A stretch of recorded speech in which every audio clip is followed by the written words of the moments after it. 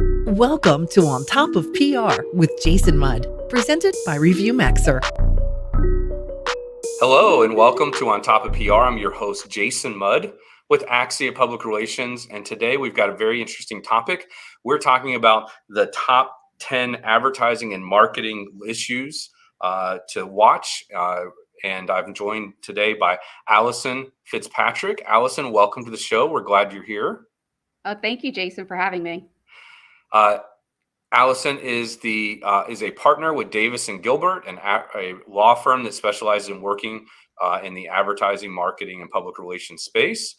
She serves as an advisor in all aspects of marketing and advertising and brings her clients through understanding the power of social media, influencer marketing, native advertising, and other forms of emerging media. Allison, appreciate you and our friends over at Davis and Gilbert and having you on the show today.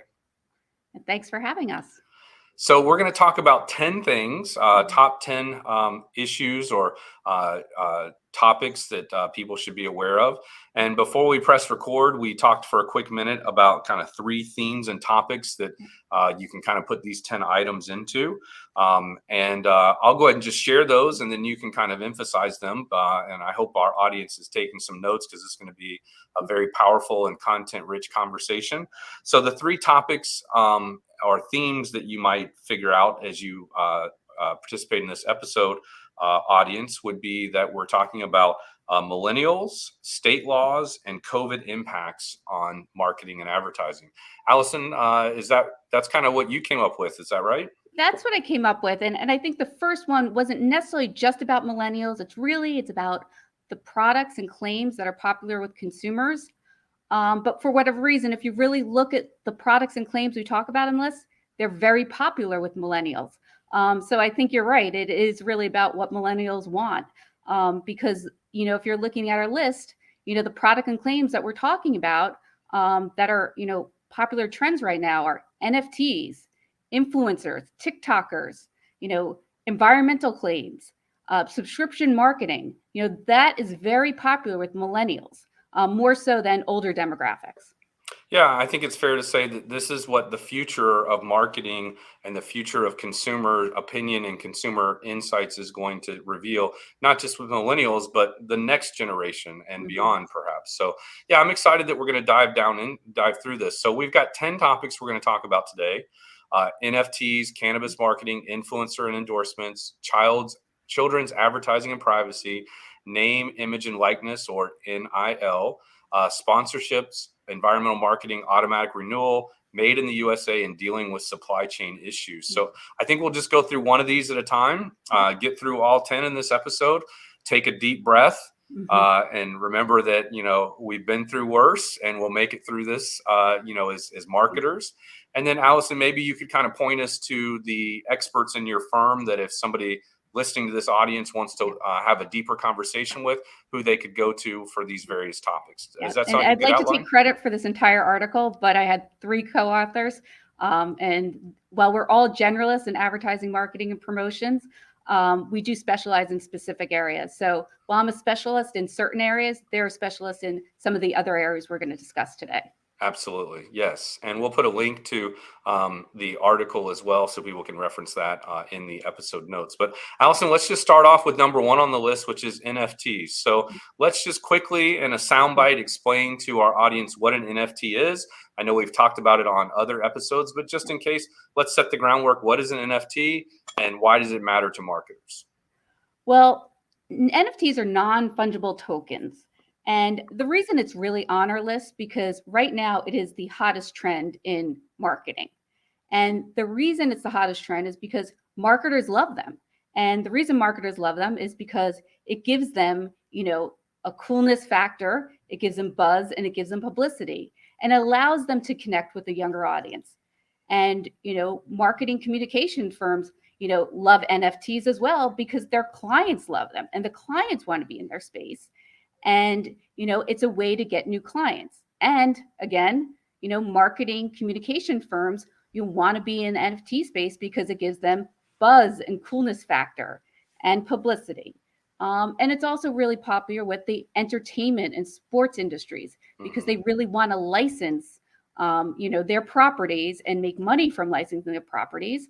But they also, want to promote their properties through NFTs. And of course, once again, the theme, it gives them buzz, it gives them publicity, and it gives them a coolness factor. So, Allison, give us either a real life or a fictional example of how a brand might create an NFT.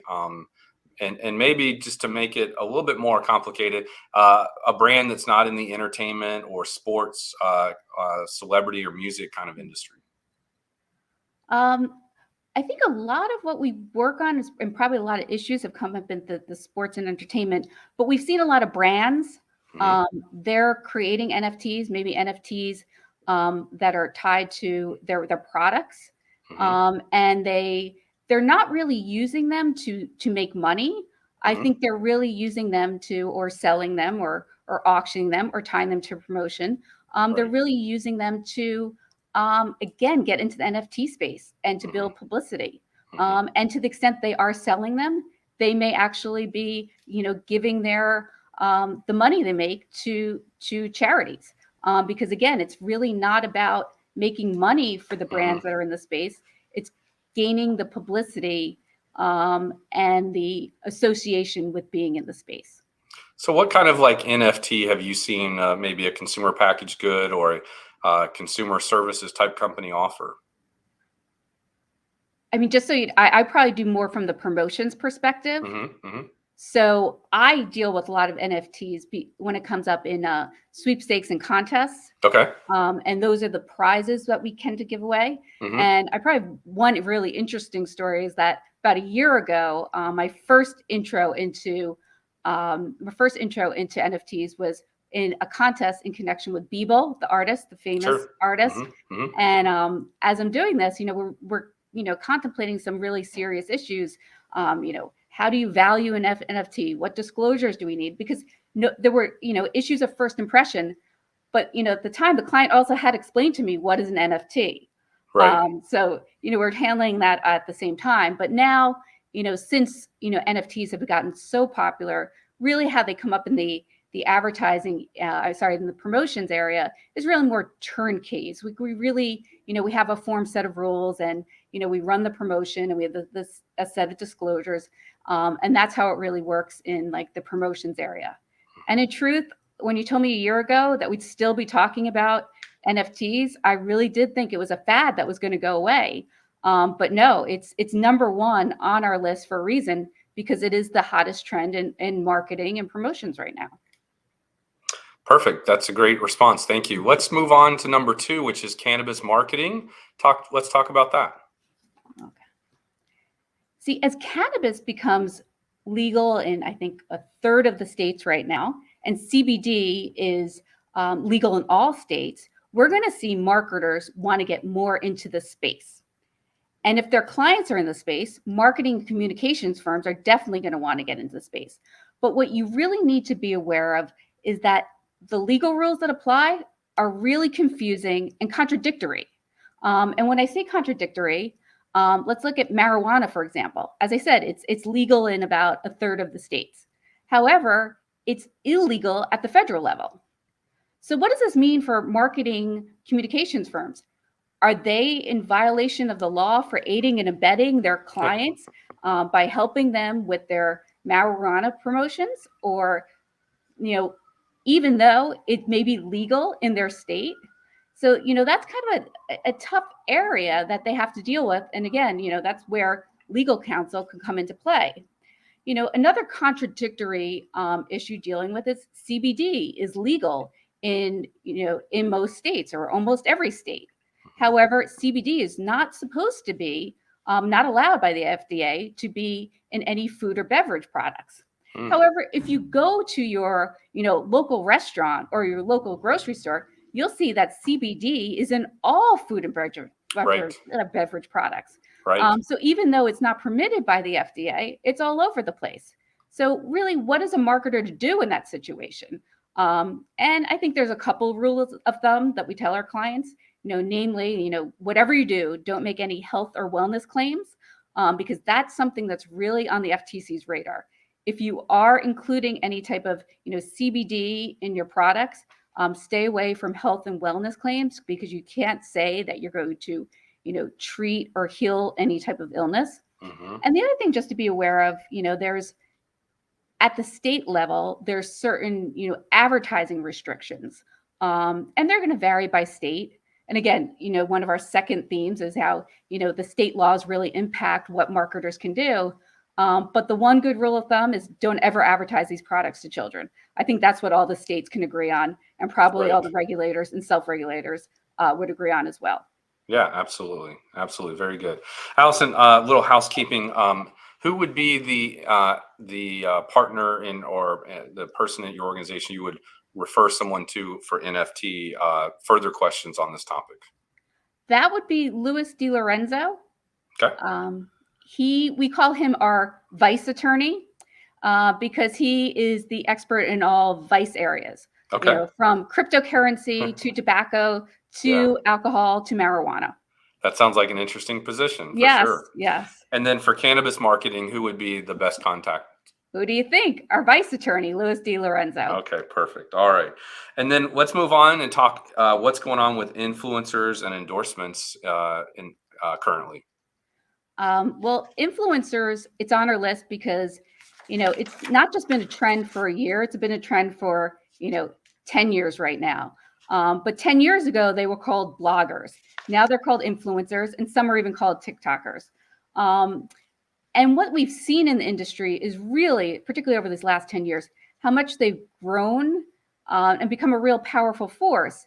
And to the extent, they become more powerful and more well-known and they make more money off their endorsements, they are going to be subject to their own liability. I like to say, with great power becomes great responsibility. Well, as they become more, well-known in the industry and have deeper pockets, they're going to have to be more careful about the laws that are out there because they could be subject to regulatory actions the same way as brands are. And they could also be subject to competitor actions or class action lawsuits. And I think, one interesting case that came up at the end of last year was Molly Sims. She is an influencer and she was promoting a sponsored product for an eyebrow pencil and for Rodan Fields. And whatever the name of the product was, she put it in her social media post and she was sued for trademark infringement by Rodan Fields' competitor who said that's our trademark. They also went after Rodan Fields.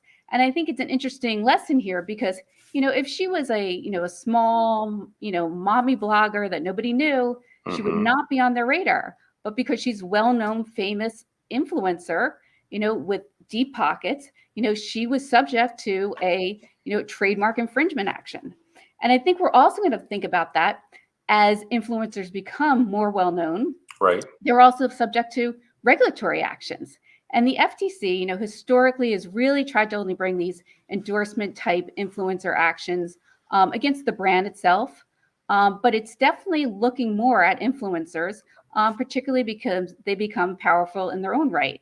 And I think we're going to see an uptick in the next couple months with respect to the FTC bringing more actions involving influencers, in part because at some point this year, we're going to see the updated FTC endorsement guides come out. And at the end of last year, we also saw the FTC send a notice of penalty offenses to 700 companies, putting them on notice that they could be subject to $43,000 fines per violation if they violate the FTC endorsement guides. So there's 700 companies right now who are on notice that if they violate the FTC endorsement guides, such as by having their influencers not include the appropriate hashtag ad or sponsored in their post, it could result in a very expensive FTC enforcement action. Well, and what else is kind of on my mind here is that sometimes these influencers are more well known than the brand itself is, and so therefore it makes sense to put the influencer on notice or to perhaps even go after them. So, who's the practice head there, Allison, for influencers? I would like to say that's my specialty. So if anybody has any influencer questions, feel free to reach out to me. Okay. And the next topic is also one of your specialties, which is children's advertising and privacy. Yes, it is. And I think we can expect to see a lot of activity in the children's advertising and privacy arenas in the upcoming months. First, in January 1st, at the beginning of the year, the Children's Advertising Review Unit's updated advertising guidelines went into effect. And these really replaced the TV-centric KRU guidelines that were, created in, the 1980s. But they've been updated to really reflect the new media forms children are on these days, meaning social media, digital media, influencer marketing, and in-game and in mobile app advertising. And KRU has vowed to, really start to investigate non-compliance with its updated guidelines. So I think it's very likely that in the next couple months, we are going to see more KRU actions. And I think my prediction is at least, one of them isn't going to involve child influencers. And child influencer, really that could be a hot topic in itself because they are so popular. But the updated KRU guidelines now addresses, specifically child influencers and child influencer disclosures. So if there are any of these, children influencers out there that are, making $20 million a year, they really should be looking at the KRU guidelines and making sure they're complying and making the appropriate disclosure guidelines because it will be on KRU's radar. And secondly, I think we're going to see a lot of activity in the children's space because of COPPA, the Children's Online Privacy Protection Act.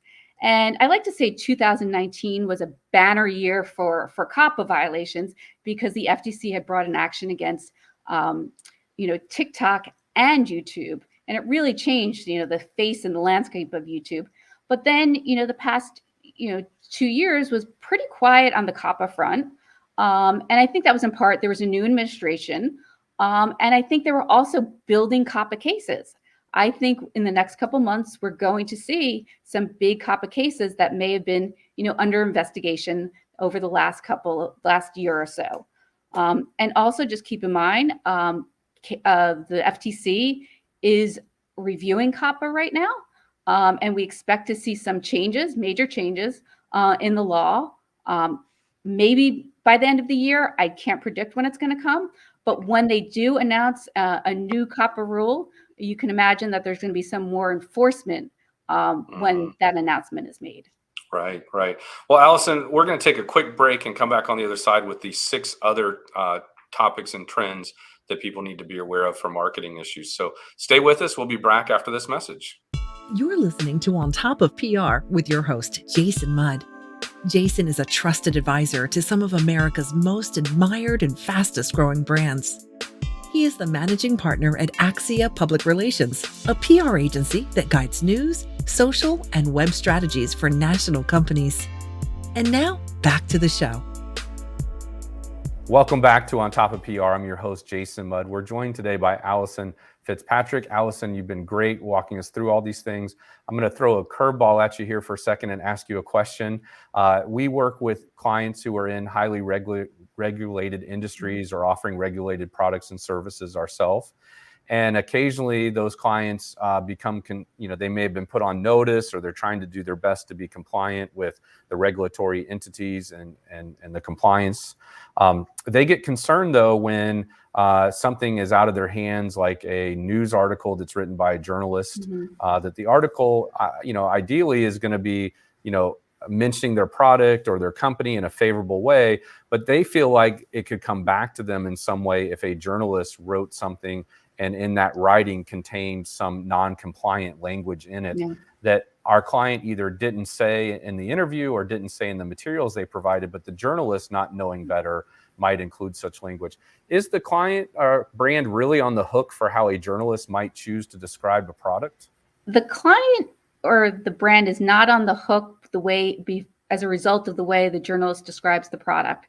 However, if the regulators do not like the way the journalist describes the product, it's very likely the regulators might start investigating the client's product. I see. Now, the client should not be in trouble if the journalist made a mistake or did not fairly represent the product. But if there is some truth to it, or there was some, previous truth to it, the client may need to take a look at their practices, because that's where, some regulatory actions really start. They start with, the media, picking up a story.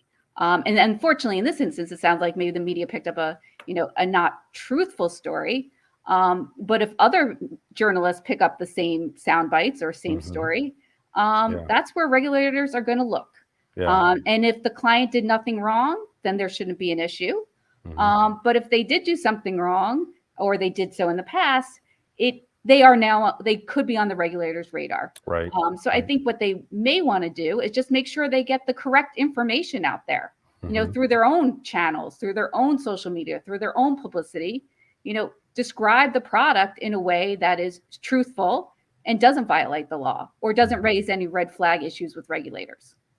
Yeah, and as I mentioned earlier when we were talking, that it's often just the client just being overly concerned about that hypothetical possibility happening as opposed to the reality. But it's like you said, if a company doesn't make claims that a product works a certain way, but perhaps a journalist tried the product on their own and felt like it helped with certain things on their own, I've had clients be concerned that, well, what if that comes back to us? But I appreciate the way you answered that. And maybe that's a topic we can dive into another time. Oh, happy to.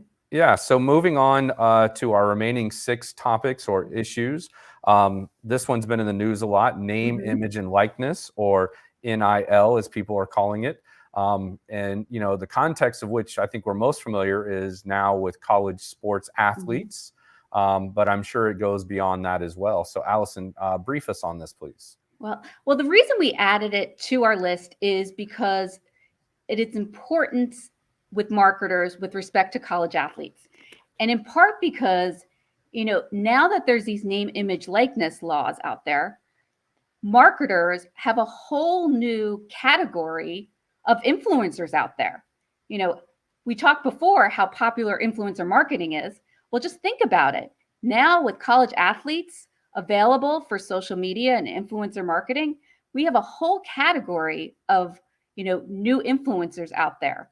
And I like to think this, I may date myself, but, think about, whatever, it's many years ago when it was, Tim Tebow and Reggie Bush, they were really popular, but they could not, legally accept money for their endorsements. That would have been a game changer for some local, car dealers and local advertisers if they could have, had Reggie Bush and Tim Tebow promoting their products.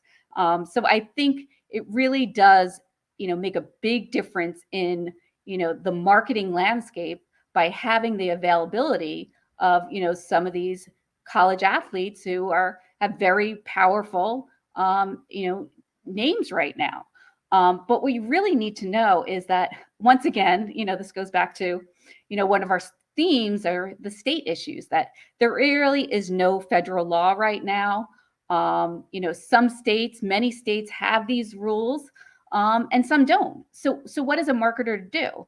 Well, if the state doesn't have any rules, name, image, likeness statutes, then they have to deal with, either the conference or the school. Or the university itself. So it really does become a complicated area for marketers. But I think despite its complicatedness, I think marketers are going to want to reach out and hire some of these college athletes for, influencer activities. And, they just have to be aware, that there are these state rules that they should look into. And what they cover. And some of the things they cover are, you need to give notice and approval to the school. And also, I think there's restricted product categories. These athletes can't promote tobacco, alcohol, casinos, gambling, and certain topics like that. And the other thing that I think is pretty interesting, which really goes to the heart of some of these laws, is that, they really can't promote play or pay schemes. If a marketer hires a college athlete under NIL to promote their products, they really need to be, hiring the college athlete to promote their products and use the market value of that influencer and not just pay, the college athlete to play football or play college basketball. Because I think there is a concern, particularly at the NCAA level, that, there could be boosters out there who are using these laws to do an end run around, paying college athletes to play football or play basketball. So you really need to look at those laws and make sure, when you are coming up with a deal for a college athlete, it's based on the market value of that college athlete, and you're not paying him to play football. Right. Yeah, that's a good observation. We've dabbled in this a little bit with some of our clients and found that some universities just can't manage and staff a compliance department at this level. So they kind of put it on their students to make sure they're doing it right.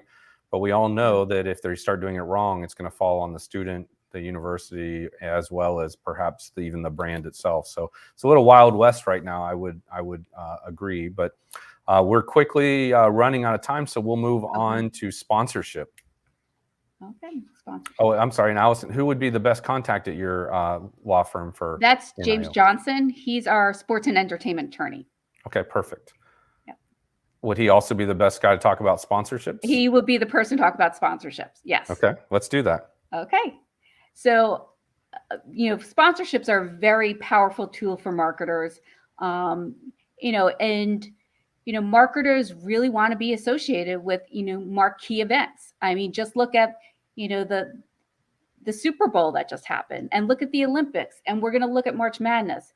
And it's very important to marketers to be associated with, these important marquee events.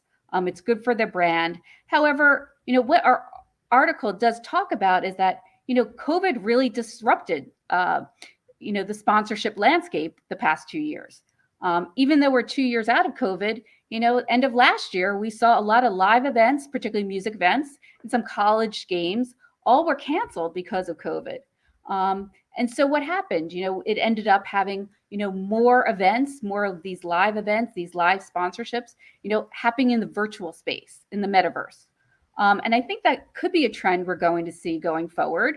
And we may also see a trend of, these live events, taking place, in stadium, but also virtually.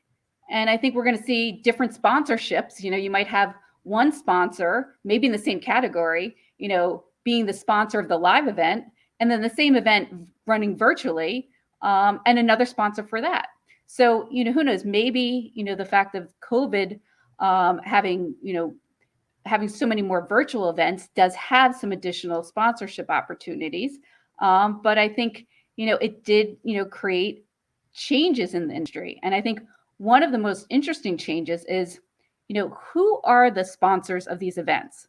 And I was talking to, as I said, Jim Johnson. He's really our, entertainment sponsorship attorney. And he brought up a very good point that, pre-COVID, there was a lot of sponsors in the hospitality category, in airlines, hotels, cruises, rental cars, restaurants. But, they all started pulling out, or many of them started pulling out once COVID hit. And who replaced them? Well, just look at the Super Bowl. Who replaced them? It's the sports betting, it's the cryptocurrency, it's the NFTs. Have you been able to watch a football game and go through a commercial break without seeing a sports betting commercial? Or think about how many cryptocurrency related commercials you saw during the Super Bowl. Mm-hmm. So I think it's an interesting, trend that we're seeing is that, who now is taking over these sponsorships and being like major players in the sponsorship industry. And many of these is the result of COVID. Well, number 7 now on our list is environmental marketing. Thank you for sharing all that, Allison. Let's talk about that for a second. Okay. Well, green marketing is very popular right now, and it's particularly very popular with millennials. And again, it goes back to our theme, like, how do we come up with these topics? Well, environmental marketing, green marketing is very popular with consumers, but primarily with millennials. And with that, has resulted in a lot of regulatory action in this area. We've seen it at the FTC. The FTC is bringing more and more green claims. And it also seems like the FTC is going to update its green guides and provide, further guidance in some of the, important buzzwords that we use in the industry today. Sustainability, clean, energy efficient, organic, natural. So we're going to see some more clarity from the FTC when it updates its green guides. But when it updates its green guides, we're also going to see more enforcement. So if you are a marketer making environmental claims, really, you need to look at both the federal and the state law, because this is going to be a hot area of enforcement at the regulatory level. And just one other thing, it's not just the regulators, the self-regulators, the National Advertising Division, that's been very active in the space and actually brought, 2 actions last year on its own. So, if you're making environmental claims, talk to your lawyers. Well, we've got 3 more items on our list as we're running through these quickly. Let's talk next about automatic renewal. Okay. Again, going back to our theme, why is automatic renewal so popular right now? It's because millennials love subscriptions. I talked to Alexa. She's the one who is our, wrote this section. She's a millennial. Oh, I thought you meant Alexa as in the device from Amazon. Oh, no, sorry. Alexa Singh. Because Alexa's always promoting and, stuff. She said to me, she said, you know what? I don't pay a cable bill. I have a Hulu and Netflix subscription. I don't go to, the makeup store. I have a beauty box delivered. Subscriptions are very popular with millennials. So it's not surprising that we're seeing, both the FTC and the states, enacting more regulations in this area. And I think you have to just be aware that if you are a marketer, that you have to deal with the FTC. They have something called the Restore Online Shoppers Confidence Act and the FTC negative option rule. And they've also had some, enforcement policy that came out a couple months ago. So if you are in the space, you need to be aware of the FTC regulations. But then again, one of our themes, states. The states have their own laws and they keep multiplying every couple months. California is really the leader. And a lot of states are mimicking California's law. But some states have their own laws. And January 1st, Colorado, Delaware, Illinois, they all came up, with new laws. So if you are in the space, it's really important to focus on federal and state law. And really, I think some, guidelines is just make sure it's easy for consumers to cancel their subscriptions. I think that's a real hot topic right now for both the state and the federal regulators. I was recently involved in something where I had to call a company like 5 times to get unsubscribed from something. And, I was kind of mindfully telling them, this is not a good business practice. So yeah, for sure. I feel that is probably not legal right now. Yeah, I feel that as a customer. All right. So last 2, number 9 is made in the USA. Yeah. Well, made in the USA is a very powerful claim. I think if we look back, there's a company, WeatherTech. They've had Super Bowl commercials, for many years, and they don't do any of the gimmicks. They don't do any of the celebrities. They just use a Made in America claim, and it doesn't do well in the ad meter or anything like that. But what they do say is that increases sales. So Made in American claims are very powerful. And, I hope we don't go to war or there's nothing else. But when we do go to war and when there is, tough times at home, that's when we see an increase in Made in America claims. But, there are guidelines that you need to follow.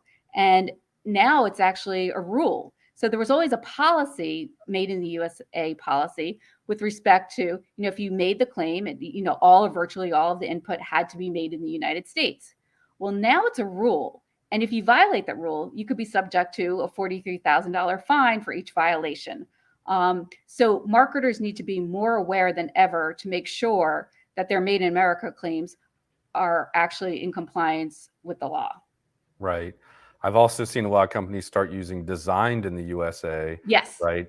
Which is of course very interesting way to word it. So our 10th and final topic, everybody take a deep breath. This has been a lot, and I appreciate all you've shared, Allison, is dealing with supply chain issues.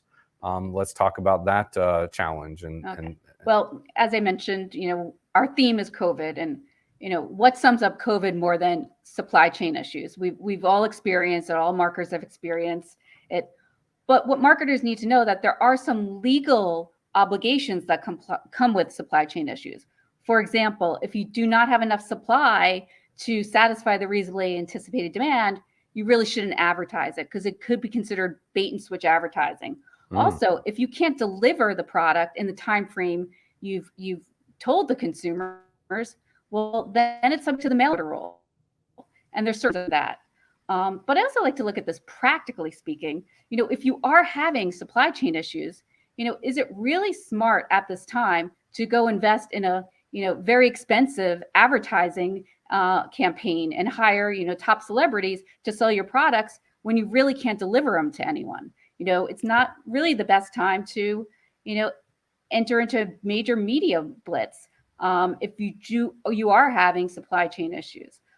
It also may not be a good time to enter into expensive sponsorships. And one of the questions I was talking with one of my colleagues, was, is that the reason why we didn't see many beer commercials during the Super Bowl? Mm-hmm. Or as I said before, did the sports betting and cryptocurrencies just beat them to it? So all things to think about, when you're dealing with supply issues, legal and practical. Allison, this was very informative. I appreciate all the insights you shared and us getting through all 10 of these in a short amount of time today. If anybody that is tuning in wants to get a hold of you, what's the best way for them to reach you? Oh, email afitzpatrick@dglaw.com. Okay, afitzpatrick@dglaw.com. Perfect. And you're also on LinkedIn, and if you want to just get connected with you. And I'm on Twitter too. Okay, perfect. Excellent. What's your Twitter handle? I believe it's afitzpat1. Okay. And we'll put a link to that in our episode notes as well, and we'll confirm that's the right address. Allison, I want to thank you for sharing today. This has been very thoughtful and insightful. I appreciate you breaking it down into 3 themes as we look at all 10 of these items. And my hope is that somebody in the audience has heard one or more things that directly impact their company, their industry, and their colleagues. And that from it, they would take time to share that with those people and have conversations around what you shared today. I hope so too. Yeah. Allison, many thanks to you for being part of it. Let me close out now and say you've been watching an episode of On Top of PR from Axia Public Relations. I want to thank our guest, Allison, today, and our friends at her firm, Davis & Gilbert, for their support with putting together this episode. If you have a topic you'd like to learn more about, please be sure to reach out to me or to Allison or On Top of PR. Let us know, and we would be happy to help you with that. Otherwise, Jason Mudd signing off and helping you stay on top of PR. This has been On Top of PR with Jason Mudd, presented by ReviewMaxer. Be sure to subscribe so you don't miss an episode, and check out past shows at ontopofpr.com.